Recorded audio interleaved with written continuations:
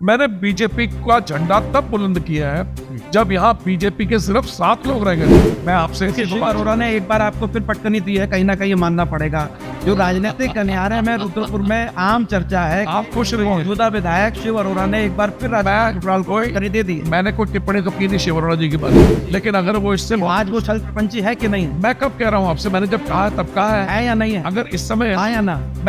मैंने पहले कहा ना जी, तो अब आप मान चुके हैं कि वो आपके भी विधायक हैं? नहीं, वो रुद्रपुर के विधायक है तो मेरे भी विधायक है। लेकिन माँ से बेटा कब तक दूर रहेगा? 2 साल का वनवास हो गया ना आपका, क्योंकि मेरे मन में कोई किसी के प्रति दुराग्रह नहीं है, हाथ जोड़ के मैं कह रहा हूँ। लेकिन लोग तो डरते हैं आपसे। द्वेष नहीं है, पहचान मेरी खत्म नहीं हुई जी। राजकुमार ठुकराल अभी मरा नहीं, अभी मैं जीवित हूँ। नमस्कार, मैं रूपेश कुमार, अनसुनी आवाज में आपका स्वागत है। 18वीं लोकसभा चुनाव का शंखनाद हो चुका है। ऐसे में राजनेता जनता के बीच में जाकर चुनाव में जनसंवाद स्थापित करते हैं। क्या होगा राजकुमार ठुकराल का? क्या राजकुमार ठुकराल भारतीय जनता पार्टी के कैंडिडेट अजय भट्ट को चुनाव लड़ाएंगे या भीतर खाने कोई नया गुल खिलाएंगे? ये बहुत मौजूद सवाल है और इस सवाल पे बातचीत करने के लिए राजकुमार ठुकराल जी हमारे साथ मौजूद हैं। चुनाव बहुत देखे राजकुमार ठुकराल जी आपने, लेकिन शायद ये जिंदगी का पहला चुनाव होगा जब आप अपने आप को कहीं असहाय महसूस कर रहे होंगे। ऐसे में रुद्रपुर की जनता जानना चाहती है कि 2024 का लोकसभा चुनाव में राजकुमार ठुकराल की भूमिका क्या हो। 1982 में जी, मैं पहला चुनाव जीता था। आज 42 साल के राजनीतिक जीवन में, सक्रिय जीवन में, 42 साल के सक्रिय जीवन में मैं कभी हताश नहीं हूं। ये भाग्य में है, ये कर्मों का खेल है। हताश मैं क्यों होगा, हताश निराश क्यों होगा?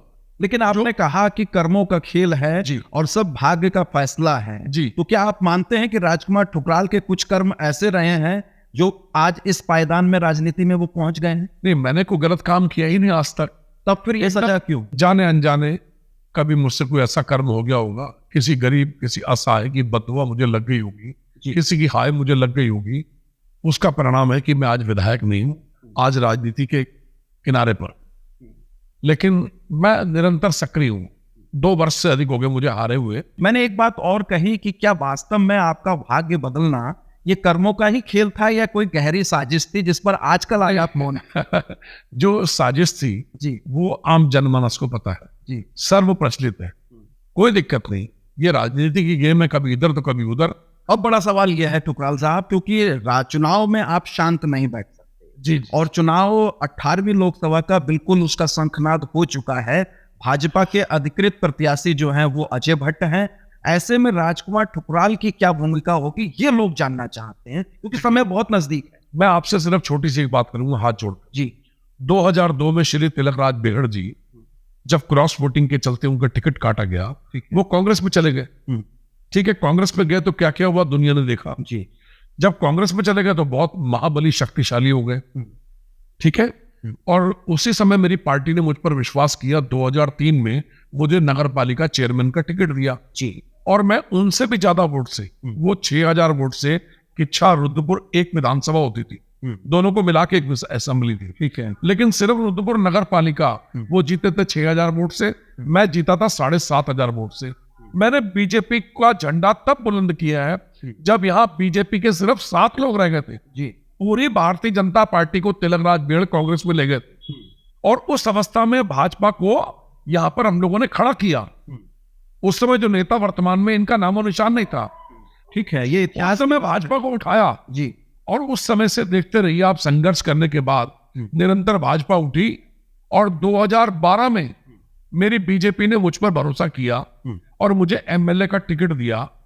उस समय तिलकराज बेहड़ जी 20 साल के विधायक और श्री प्रेमानंद महाजन गदरपुर के जो विधायक हैं वो 10 साल के विधायक। उन 2 विधायकों के सामने मुझ जैसे साधारण व्यक्ति को पहली बार एमएलए का टिकट मिला और दोनों विधायकों को पराजय करके और मैं एमएलए के रूप में भारतीय जनता पार्टी के सामने प्रस्तुत हुआ। अब उस समय क्या था, उस समय हम लोग अभावों में थे। वो सारी चीजें सब ठीक है, आप भाजपा को एक गर्त से और आसमान तक लेकर आए हैं, स्थितियां सारी सब कुछ ठीक है, लेकिन आज आप भाजपा में नहीं हैं।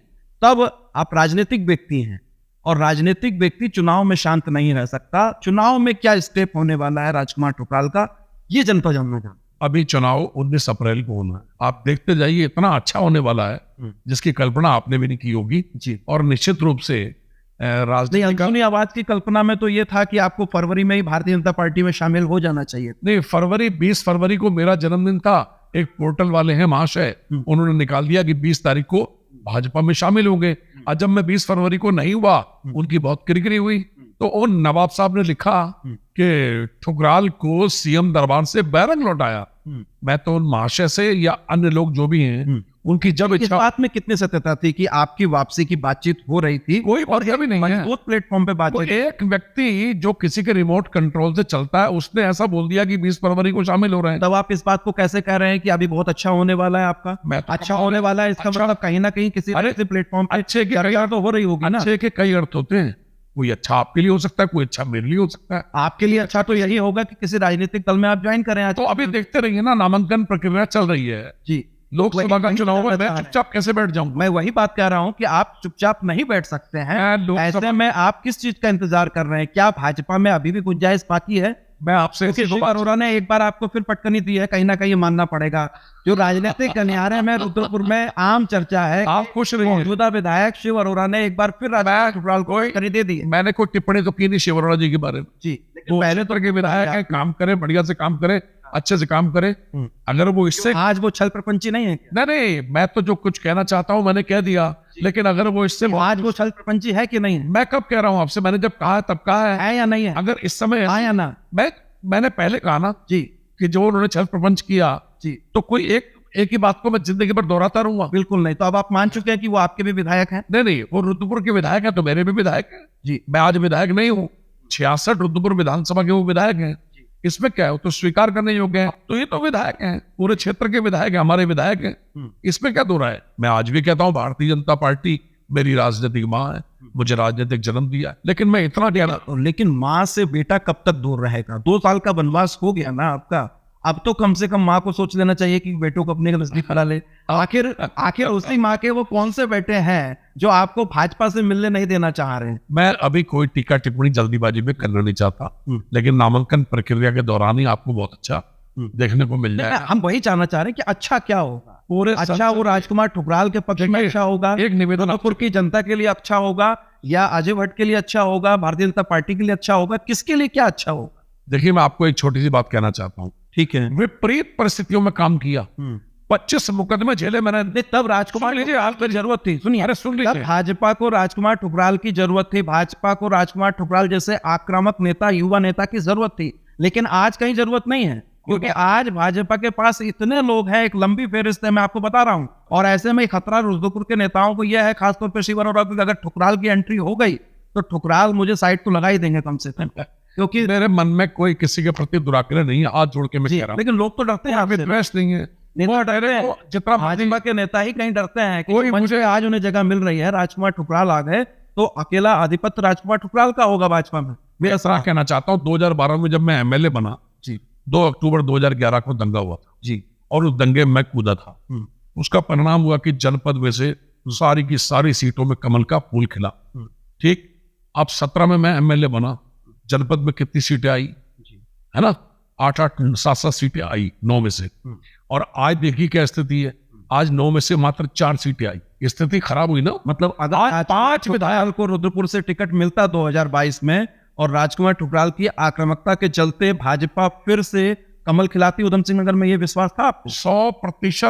100% सीटों की बढ़ोतरी होती। हम 4 पे नहीं सिमटते जी, 5 सीटें गायब हो गई। आज 5 कांग्रेस के पास हैं, 4 बीजेपी के पास। एहसास हो गया है। सोचनी सुनिए, ये उनको उनसे पूछिए, मुझसे क्यों पूछते हैं? ये सोचनीय प्रश्न है कि आज 4 एमएलए पे क्यों सीमित रह गए हम? मैं ये नहीं कहता कि सब कुछ मेरा है, सब कुछ आदरणीय मोदी जी का है, श्री अमित शाह जी का है, योगी आदित्यनाथ जी का है, पुष्कर सिंह धामी जी का है, और मेरी राजनीतिक सारे लोग होने के बावजूद भी आप 4 सीटों पर सिमट गए, आप खुद कह रहे हैं। नहीं तो अजय भट्ट जी के पक्ष से ये बात निकल के आ रही है कि चूंकि तराई में 9 में से 5 सीटें विरोधियों के पास हैं जी, ऐसे में राजकुमार ठुकराल जैसे नेता की जरूरत है हमको। नहीं, जब उनको जरूरत होगी मुझे आवाज देंगे। मैं हमेशा अजय भट्ट जी का मैंने सम्मान किया है जी, ठीक है, और चुनाव में बिना उनके आए 200 से अधिक कार्यक्रम किए।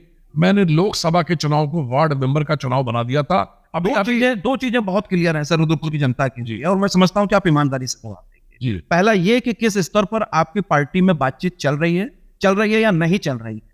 दूसरा ये कि आप किसी भी स्थिति में इस चुनाव में क्या भूमिका अदा करने वाले जी। नेता की कोई ना कोई मजबूरी होती है, आदरणीय अजय भट्ट जी की भी कोई मजबूरी है, लेकिन आप देखते रहिए ना, शनि शनि बहुत अच्छा होने वाला है, जिसका परिणाम इस शहर के हित में, जैसे आपने इलाके के हित की बात की ना, इस क्षेत्र के हित में इतना सुखद अच्छा परिणाम आएगा, आप देखते रहिए। तो कब तक वो चीजें साफ होंगी इसी में, क्योंकि कहा यह जा रहा है कि जो आपके विरोधी हैं पार्टी के भीतर, हाँ, वो अड़े हुए हैं इस बात के लिए, वो नहीं चाहते कि राजकुमार ठुकराल की एंट्री होनी चाहिए। मैं एक बात कहना चाहता हूं कि चुनाव लड़ाने का बहुत अनुभव मेरे पास है, चुनाव बहुत लड़ाए हैं, और ईश्वर की कृपा से जितने भी चुनाव लड़ाए लगभग सब में विजय प्राप्त हुई है। ठीक है, पूरी ताकत के साथ। 14 में आदरणीय भगत सिंह कोश्यारी जी को उत्तर भारत में सबसे अधिक 52,000 वोट से जीत मिली, अंतर से जीत मिली।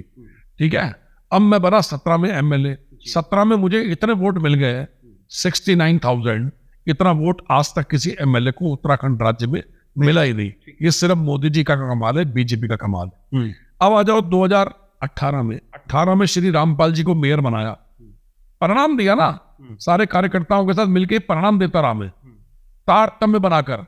और 19 में आदरणीय अजय भट्ट जी लोकसभा का पहली बार चुनाव लड़े, 52,000 वोट से भगत सिंह कोश्यारी, उसके बाद अजय भट्ट जी वोट बढ़ गए 67,500 वोट से उत्तर भारत का कीर्तिमान स्थापित किया, जितवाया, परिणाम दिया। ब्लॉक प्रमुख, जिला पंचायत अध्यक्ष, वार्ड मेंबर सबसे अधिक हमारे। ठुकराल जी, इन सारे परिणामों का परिणाम ये हुआ कि 2022 में आपका टिकट कट गया। ये तो देखो पार्टी, ये कैसा निर्णय था, ये बात रिव्यू था। देखो, ये आपकी मेहनत का, आपकी लगन का, आपके त्याग का, आपके परिणाम का ये रिजल्ट पार्टी ने दिया, और आज उसी पार्टी में आप फिर जाने को आतुर हैं। देखिए, थोड़ा सा मैं ऐसी कैसी बातें कर रहे हैं आप जी, थोड़ा सा आदमी को पेशेंस रखना चाहिए। मुझसे अगर मेरी हाईकमान बीजेपी ये कहती कि इस बार आपको एमएलए का टिकट नहीं मिलेगा और इस बार आपको चुपचाप पार्टी का काम करना है, कोई कहता तो सही, क्या कहेंगे उन 27,000 वोटरों के लिए? क्या कहेंगे जो 27,000 बहुत विपरीत परिस्थितियों में भी आपके साथ खड़े रहे हैं? सबसे मैं इतना कहना चाहता हूँ, तो साइलेंट बैठे हैं ना, बहुत जल्दी आपके निर्णय का इंतजार कर रहे हैं। आखिर करना क्या है? आपके एक इशारे पर, आपके एक कहने पर उन्होंने ना पार्टी देखी ना कुछ देखा, हाँ, और वो आपके समर्थन में। मैं तो रेडी हूँ, बराबर उनके संपर्क में रहता हूँ जी, हर उनके दुख सुख में, और शानदार व्यवहार आपका फिर ऐसा हो रहा है कि एक एक करके आपके कार्यकर्ता, जो सक्रिय कार्यकर्ता हैं, आपके दाएं बाएं लेफ्ट राइट हैंड, जो वो छूट के चले जा रहे हैं, देखिए सिख खेमे में शामिल हो जा रहे हैं। ये कैसे सकता है? तो आज तक ना मैंने किससे नाराजगी भी नहीं की, मैंने किसी को फोन करके भी नहीं कहा तुमने ऐसा क्यों किया। कहा तो ये भी जा रहा है कि ये आपकी ही रणनीति है, कहीं ना कहीं अपने ये सक्रिय लोगों को पहले उस खेमे में शामिल कराइए, एंट्री कराइए, इतना, और फिर उनके सहारे धीरे से आप इतना कमजोर नहीं है राजकुमार ठुकराल, और आप कमजोर नहीं है, तब फिर ये लोग क्यों अलग हो रहे हैं आपसे? जो जाना चाहता है, मैंने क्या कहा है, मैंने किसी को फोन पर, बजाज जी हो गए, मित्तल जी हो गए, ये वो लोग हैं जो हर वक्त आपके साथ खड़े रहते थे साये की तरह। आज साया आपसे हट जा रहा है और आप कह रहे हैं फिर भी आप विचलित नहीं। चलिए, जब परिणाम आएगा जी, तब देखिएगा ना, मैं आपको कह रहा हूँ 10 दिन का वेट कर लीजिए, 10 दिन के अंदर बहुत सुखद परिणाम आने वाला है। पार्टी हाईकमान को मालूम है जी, मैंने पहले भी परिणाम दिया है और आगे भी ईश्वर की बड़ी कृपा है मेरे ऊपर, पहचान मेरी खत्म नहीं हुई है जी। राजकुमार ठुकराल अभी मरा नहीं है, अभी मैं जीवित हूँ, और पूरी हौसला, पूरी बुलंदी, पूरी सशक्त आवाज मेरे पास है। कोशिश ये हो रही है कि राजकुमार ठुकराल को आइसोलेशन में ही रहने दिया जाए, उनको ना उभरने दिया जाए, ना सामने आने दिया जाए जी। ये उनके सपने रह जाएंगे। हाँ, जो आइसोलेशन में रहना चाहते हैं मुझे जी, ठीक है ना, ये उनके सपने हो जाएंगे। आप देखिएगा ना, एक सवाल और निकल कर आता है, हालांकि जल्दी जल्दी इनको सवाल कर रहे हैं कि आपके जो डिसीजन हैं, आपके जो राजनीतिक फैसले हैं, वो कहीं ना कहीं आपके छोटे भाई संजय ठुकराल के लिए घातक होते नजर आ रहे हैं। नहीं, ऐसे कैसे? वो ऐसे इसलिए कि उनकी तैयारी थी चेयरमैनी के लिए, प्रबल दावेदार थे वो मेयर की सीट के लिए, हाँ। और आज लगातार आपका कहीं ना कहीं राजनीतिक कद गिर रहा है, इसका नुकसान सीधे संजय ठुकराल को हो रहा है। मुझसे भी ज्यादा लोकप्रिय संजय ठुकराल जी, उसकी रेपुटेशन के आगे कोई नेता ठहर नहीं पाएगा। वो अत्यंत ही लोकप्रिय है, आज तक किसी का बुरा नहीं किया, ऐसे लोग उसको 108 कहते हैं। लगभग 42-44 साल से मैं सक्रिय राजनीति के अंदर हूँ जी। ये उतार चढ़ाव मैंने जिंदगी में बहुत देखे, बहुत उतार चढ़ाव देखे, आक्रामक कष्ट भी झेले, मर्मांतक कष्ट झेले। इनको क्या पता कष्ट क्या होते हैं। 6.25 महीने अज्ञातवास में मैं रहा। इस भाजपा को बुलंद करने के लिए 25 मुकदमे मैंने झेले, मुकाबला किया। चोरों की तरह, कायरों की तरह घर में नहीं बैठा मैं, और दृढ़ता से सड़क पर रहा मैं। और सारा रुद्रपुर का समाज इस बात को जानता है कि मैंने यहाँ भारतीय जनता पार्टी का परचम लहराने के लिए क्या कुछ नहीं किया। और सच्ची निष्ठा, समर्पण, इस भाव के साथ, अपना कोई स्वार्थ नहीं। कोई व्यक्ति ये नहीं कह सकता कि ये भ्रष्टाचारी है। जिस दिन राजकुमार ठुकराल भ्रष्टाचारी, अनाचारी, व्यभिचारी होगा, उस दिन राजकुमार ठुकराल राजनीतिक क्षेत्र में नहीं रहे। एक और बड़ा सवाल कि 2 साल अब पूरे हो गए शिव अरोड़ा जी को विधायकी संभाले हुए, कैसा महसूस कर रहे हैं? 2 साल में क्या परिवर्तन आ गए, क्या चेंज आ गए जो आप 10 साल में नहीं ला पाए थे? क्या कुछ काम कर दिया है या क्या नहीं कर पाए? मैं तो चाहूंगा, देखो विधायक का पद मिला है जी, वो मिलके आम जनमानस से मिलकर, पब्लिक से मिलकर, उच्चाधिकारियों से मिलकर, सरकार से मिलकर, सरकार भी उनकी है। मैंने तो 5 साल बिना सरकार के काटे। रोज विधानसभा में नजूल के मुद्दे पर मैं लेट जाता था, रोज कांग्रेस की जीना हराम करता था, मंत्रियों का गिराव करता था, असंभव काम को संभव किया। विधानसभा के अंदर मैं लेट जाता था। अपनी पार्टी में मुझे अभी तो ये कहा जा रहा है कि जो भी नजूल पर काम हुआ है वो शिव अरोड़ा के निवेदन पर 10 दिसंबर 2021 को सिर्फ राजकुमार ठुकराल ने जियो कराया। उस जियो कराने में सारे सामग्री मैंने इकट्ठी की। जो इस समय मुख्यमंत्री के अपर सचिव है श्री जगदीश कांडपाल, वो रुद्रपुर में एडीएम नजूल थे, उनके सहयोग से सारे पेपर सरकार में दिए। तब 10 दिसंबर 2021 को, जिस दिन मैं विधायक था, नजूल का जियो कराया, जिसकी अब टाइम एक्सटेंशन हो रही है और जिसके आधार पर सारे काम संपादित हो रहे हैं। रुद्रपुर की जनता से मेरा एक ही निवेदन है, व्यापक मतदान करो, मतदान में पूरी रुचि लो। निश्चित रूप से मेरी भूमिका भी 10 दिन के अंदर तय हो जाएगी और इतना बढ़िया सुखद परिणाम आएगा मेरे शहर के लिए, मेरे संसदीय क्षेत्र के लिए, जनपद उधम सिंह नगर की 9 विधानसभाओं के लिए।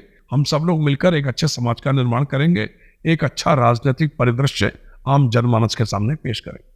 तो दर्शकों, आप थे राजकुमार ठुकराल जी, पूर्व विधायक रुद्रपुर। 10 दिन का इंतजार करना पड़ेगा, तब जाकर स्थिति स्पष्ट होगी कि लोकसभा चुनाव में उनकी क्या भूमिका रहने वाली है।